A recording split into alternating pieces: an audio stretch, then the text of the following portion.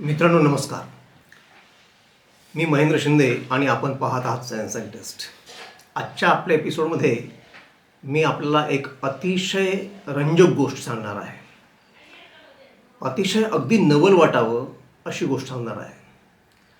तुम्ही आजच्या काळात कल्पना करू शकता का की एखाद्या अतिशय प्रगत देशामध्ये अशी एक जमात आहे की ती मोबाईल वापरणं तर दूरच, मोबाईल तर ते वापरतच नाहीत, परंतु ते अनेक उपकरणं जी आज आपण खूप महत्त्वाची मानतो, ज्यांच्याशिवाय आपलं जीवन आपण जगू शकत नाही, जगण्याची आपण कल्पनाही नाही करू शकत, अशा प्रकारची लोक, अशा प्रकारची एक जमात राहते.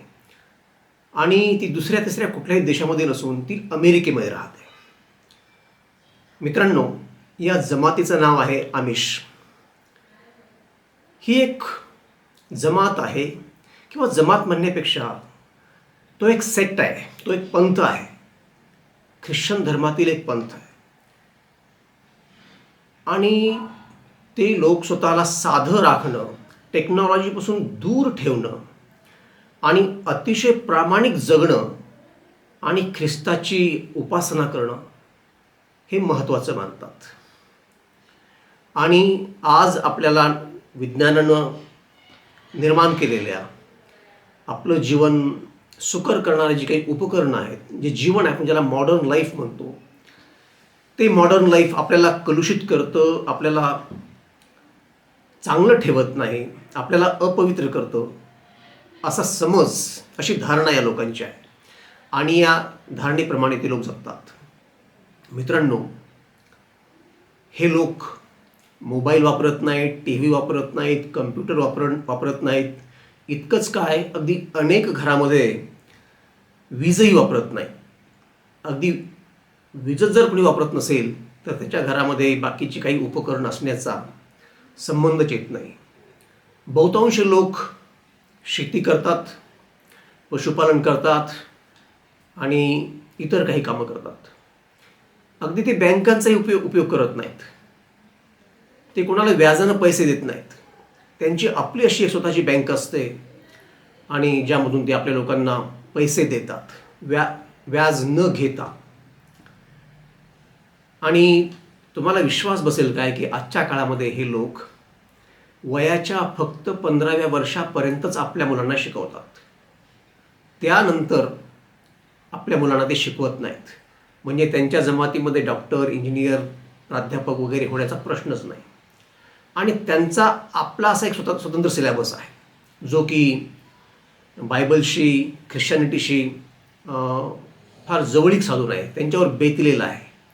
अगदी ते लोक अनेक शास्त्रीय जे शोध आहेत आणि ज्या थिअरीज आहेत मानवी इव्हॉल्युशनच्या, डार्विन वगैरे, त्यासुद्धा ते नाकारतात. आणि गंमत म्हणजे हे लोक कारमध्ये बसत नाहीत, कुठल्याही वाहनामध्ये बसत नाहीत, ते लोक ट्रॅक्टरही वापरत नाहीत. म्हणजे अधिकात अधिक या सगळ्या सोयीपासून दूर राहून आपलं नैसर्गिक जीवन जगणे हे ते आपलं परम कर्तव्य मानतात. इतकंच काय, या देशातील पुरुष आणि महिला फक्त एकाच प्रकारचे वस्त्र घालतात. म्हणजे पुरुषांचा स्वतंत्र पोशाख आणि स्त्रियांचा विशेष पोशाख, त्यामध्ये बदल नाही. आणि हे लोक जर आजारी पडले तर याची सगळी काळजी त्यांचा समुदाय घेतो, एकत्र बसून ते निर्णय घेतात. या लोकांमध्ये जे काही प्रश्न निर्माण होतील किंवा ज्या काही अडचणी येतील त्या सर्व ते एकत्र बसून सोडवतात. आणि यामध्ये चर्चचा जो पाद्री आहे त्याचा फार मोठा रोल असतो.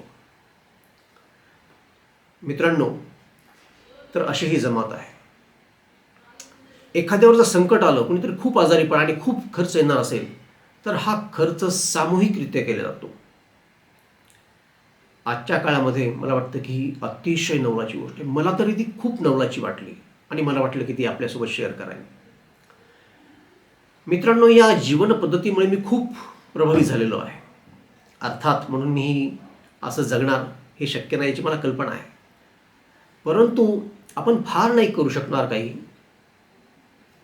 पण मला वाटतं की आपण मोबाईल आणि मोबाईलचा वापर मुख्यत्वे फार कमी केला पाहिजे आणि इतर अनेक साधनांचा वापरसुद्धा कमीच केला पाहिजे. आणि आपल्यालाही 2 पाय आहेत याचा एकदा आपल्याला पुनर्शोध लागला पाहिजे असं मला वाटतं. आपण वेगवेगळ्या यंत्रावर खूप अवलंबून राहत आहोत. त्यानं आपलं जीवन सुकर झालंय हे खरंच. परंतु जर आपण त्यावर जास्त डिपेंडंट राहू लागलो तर आपल्या ज्या नैसर्गिक एबिलिटीज आहेत त्या कमी कमी होत जातील, त्या क्षीण होत जातील आणि माणूस फार दुबळा होऊन जाईल आणि त्या अगोदर तो मानसिकरित्या पंगू होण्याचा जास्त संभव आहे. म्हणून मला वाटतं की आपण नाही जगू शकणार आमिष लोकांप्रमाणे, परंतु त्यांच्या काही गोष्टी काही प्रमाणामध्ये स्वीकारणं हे मला वाटतं की शहाणपणाचं ठरणार आहे. आणि मुख्य म्हणजे अशी एखादी जमात पृथ्वी तलावर राहते आणि तीही अमेरिकेसारख्या देशामध्ये राहते. मला वाटतं की हे जगातलं एक आश्चर्यच मानायला हवं. या संदर्भात आपल्याला काय वाटतं हे तुम्ही मला कमेंट करून सांगा. हा व्हिडिओ आवडल्यास लाईक करा, शेअर करा. अशा प्रकारचे व्हिडिओ मी आपल्यासमोर नेहमीच आणत असतो, म्हणून चॅनलला सबस्क्राईबही करा. पुन्हा भेटू, तोपर्यंत नमस्कार.